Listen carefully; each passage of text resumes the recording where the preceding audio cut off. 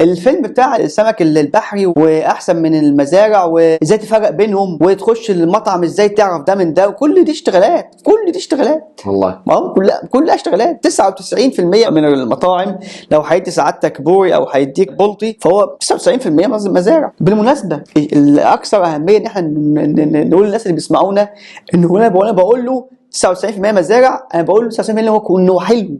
يعني مزارع يعني حلو، مزارع يعني في دكتور بيطري بيروح المزرعه، مزارع يعني السمك ده واكل علف موزون في البروتين والكربوهيدرات والكالوريز والدهن والفيتامينات والمعادن.